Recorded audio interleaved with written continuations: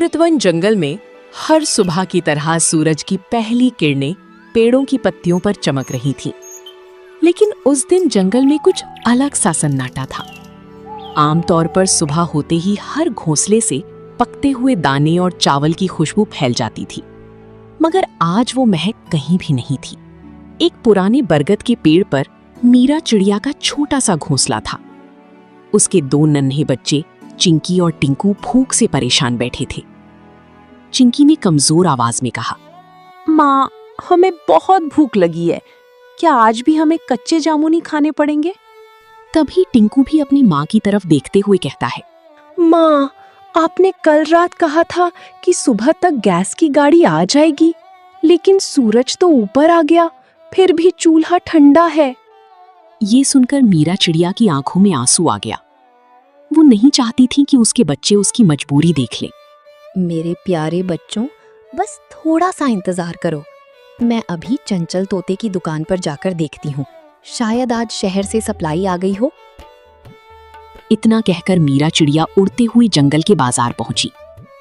वहां पहले से ही पक्षियों की लंबी लाइन लगी हुई थी। नन्ही बुलबुल अपना खाली सिलेंडर पकड़ी रो रही थी। चंचल भैया, मेरी दादी बीमार हैं। उन्हें गरम सूप चाहिए। 2 दिन से हमारे घर का चूल्हा नहीं जला। तभी चंचल तोता परेशान होकर बोलते हैं, मैं क्या करूं? शहर से गैस की सप्लाई बंद है। इंसानों की दुनिया में भी कमी चल रही है, तो हमें कहां से मिलेगी? तभी पास के एक ऊंची पेड़ पर बैठे कालिया कौवा और उसकी पत्नी रानी कौवी ये सब देख रहे थे। कालिया की गर्दन में एक चमकती चाबी लटक रही थी। वो जोर से हंसते हुए बोला, अरे मूर्खों, लाइन में खड़े रहने से पेट नहीं भरता।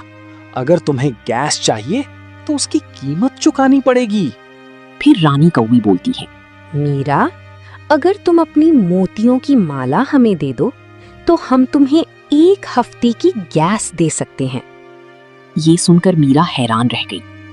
फिर वो कुछ देर सोचकर बोली, वो माला मेरी माँ की आखिरी निशानी है। मैं उसे कैसे दे सकती हूँ?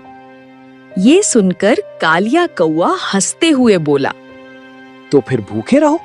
आजकल जंगल में वही राजा है जिसके पास सिलेंडर है, समझी? सभी पक्षी मायूस होकर अपने अपने घोंसलों की ओर लौटने लगे। मीरा का दिल टूट गया। वो उड़ते उड़ते जंगल के उस कोने में पहुंच गई जहां एक शांत नीला झरना बहता था। वो वहां बैठकर रोने लगी। हे भगवान, क्या हम छोटे पक्षियों की किस्मत में सिर्फ भूख ही लिखी है? तभी अचानक झरने का पानी चमकने लगा। उसमें से एक स्वर्ण परी प्रकट हुई। उसकी रोशनी से पूरा जंगल जगमगा उठा। परी ने मुस्कुराकर कही, मीरा, तुम्हारा दिल बहुत साफ है। तुम सिर्फ अपने बच्चों के लिए नहीं, बल्कि पूरे जंगल के लिए दुखी हो। परी माँ, हमारे बच्चों को खाना चाहिए। कालिया कौवा हमें लूट रहा है।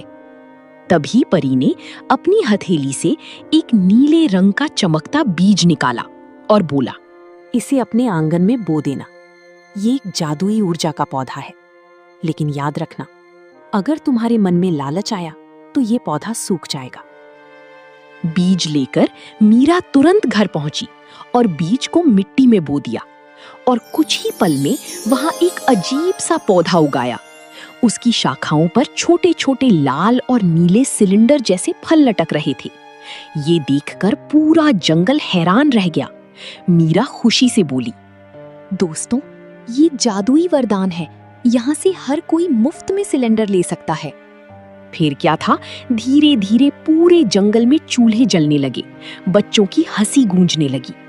लेकिन दूसरी तरफ कालिया कौवा और रानी कौवी का धंधा बंद हो गया। कालिया गुस्से में बोला, अगर ये पौधा ऐसे ही चलता रहा तो हमारा कारोबार खत्म हो जाएगा। नहीं, हमें इसे नष्ट करना होगा।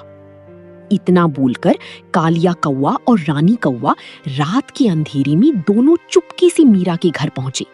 जैसे ही कालिया ने पेड़ को काटने के लिए अपनी चोंच उठाई, अचानक पेड़ से तेज आवाज आई, रुक जाओ लालचियों।